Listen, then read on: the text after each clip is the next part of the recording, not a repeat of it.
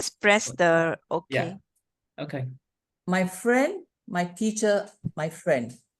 The most remarkable woman I knew was Miss Anguilt Carell, petite, a polio victim as a toddler. What was believed what caused the polio was water contamination. They lived in a shop house and they had a well in the middle of the house. Tap water had to be paid for and thus used for washing and cooking. She was my cousin's best friend and came over often to play with us. So she became my friend. Gyok never gave permission for her the impediment to dominate her spirits.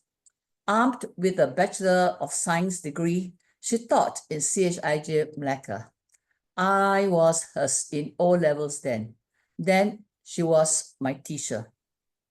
She taught us general science, walking slowly and steadfastly with a tongkat.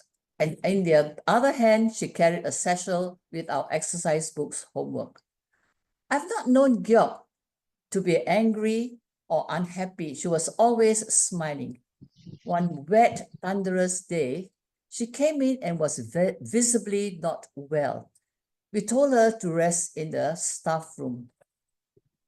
She nodded her head, looked out into the rain, then with a pensive smile, she belted, "Into each life, some rain must fall." It then became our echo. Whenever we had rain or met with disappointments, like losing a netball match to the other team, we chorused, "Into each life, some rain must fall." Then all seemed well with her and with her girls.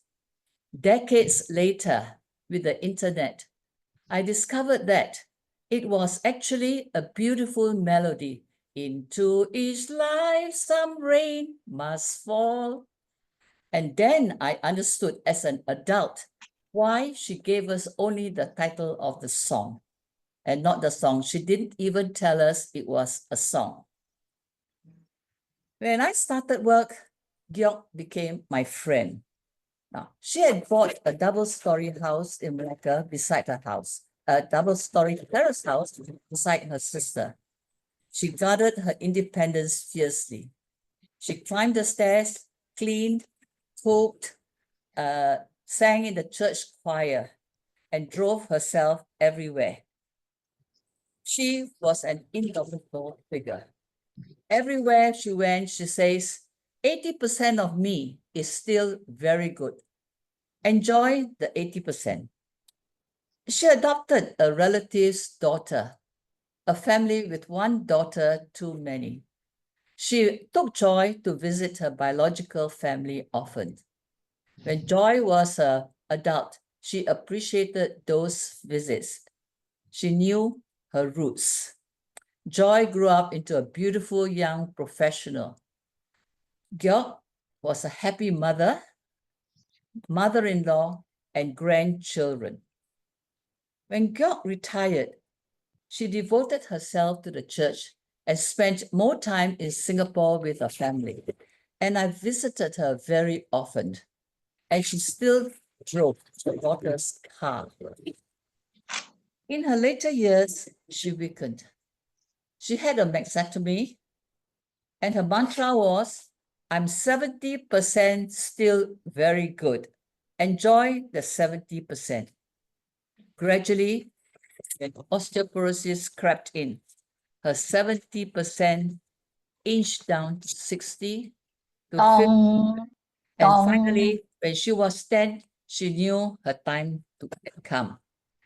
She said with a smile, "Sui, it's not zero yet, okay?" She was fragile and wasted. The memorable lesson Gyok demonstrated: one biology class and a poster of the human skeleton.